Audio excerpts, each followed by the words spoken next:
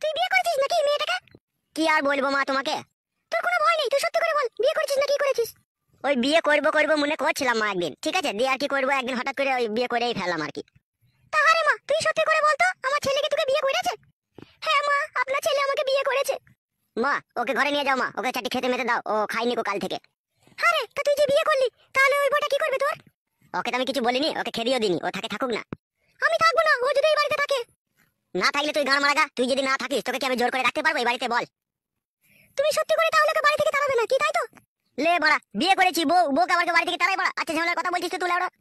দুলো, এই দুলো। মা, বাবা এসেছে বাড়িতে।